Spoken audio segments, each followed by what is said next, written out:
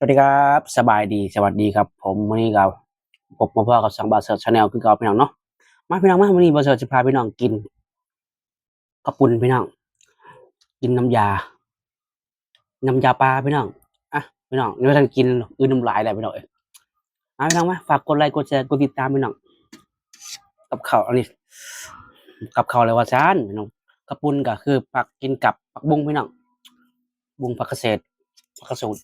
มาพี่น้องกินน้ำกันกับแซนบาเซอร์ฝากกดไลค์กดแชร์กดติดตามผิดพลาดขอโทษขออภัย ไอ้เอ้ยน้องลุงป่ามาอย่างวะเสียงยังวะมันเสียงงูเลื่อยมาทีแลนมาทันหมดเลยใส่ซ่อมดีก่อนพี่น้องเนาะกินแบบกินแบบนั้นอืม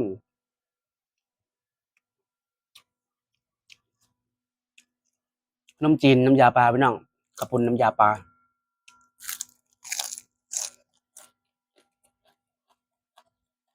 กะทิกะทิเอาตัวไปพี่น้อง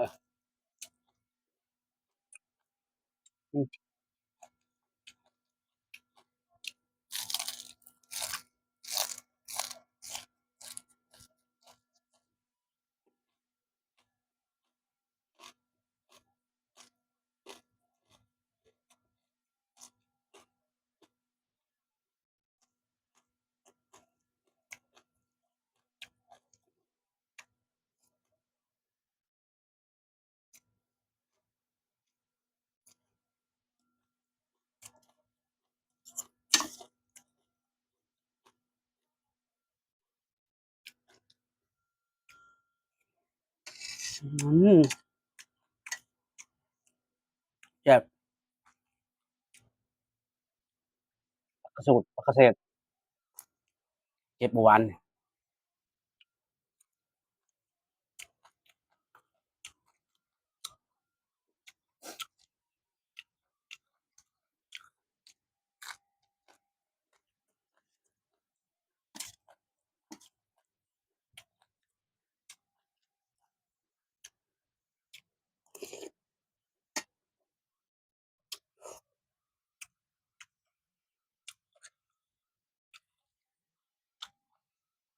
อืม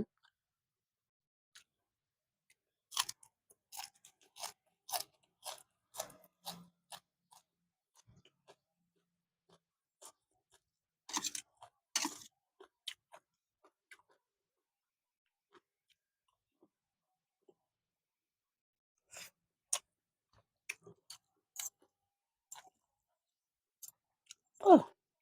แซ่บเมียทำไปเมียทำให้กินแซ่บพี่น้อง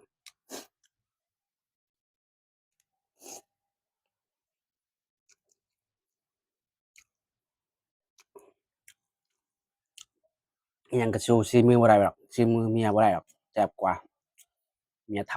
ำแซ่บ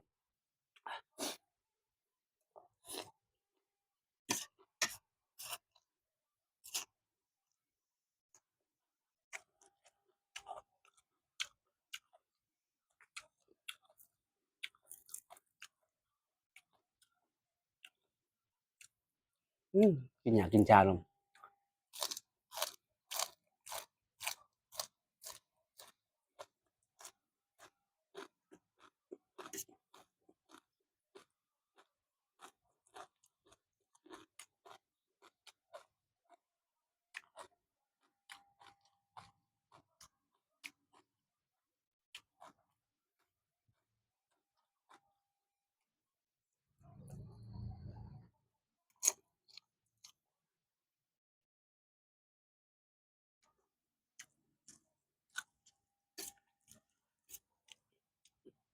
ปากเกษตร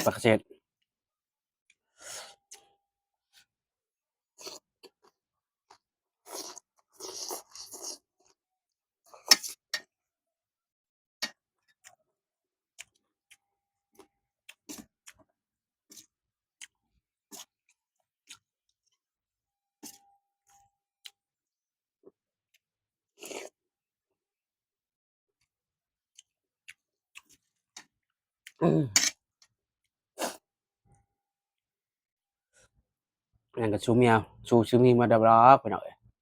สีมือเมียเฮ็ดแซ่บกว่าขนาดเฮาเฮ็ดเองมันยังบ่แซ่บเลย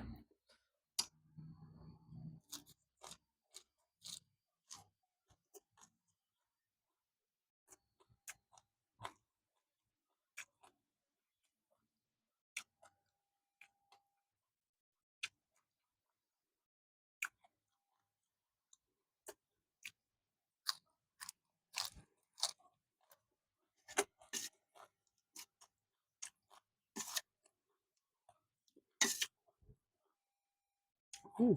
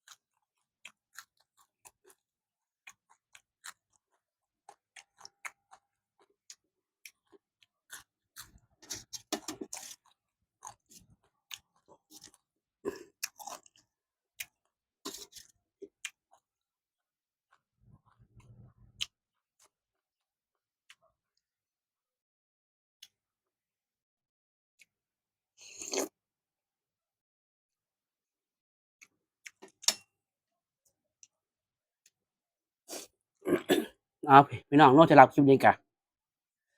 ฝากเป็นกำลังใจให้เด้อพี่น้องเด้อกดไลค์กดแชร์กดติดตามพี่น้อง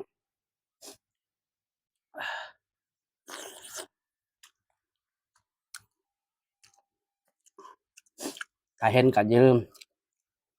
ฝากกดใจให้แหน่พี่น้อง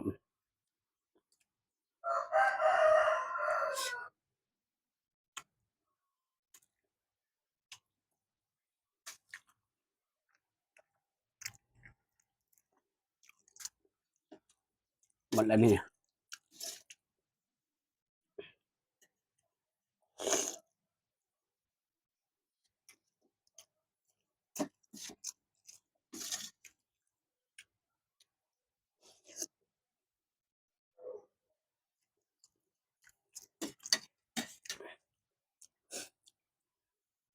กด Subscribe กดไลค์กดแชร์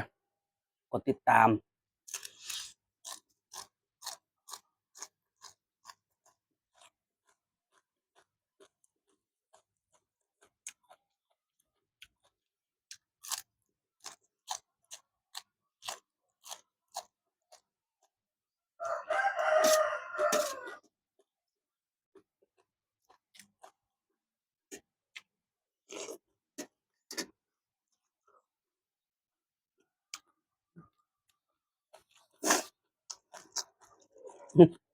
ที่จะเชื่อ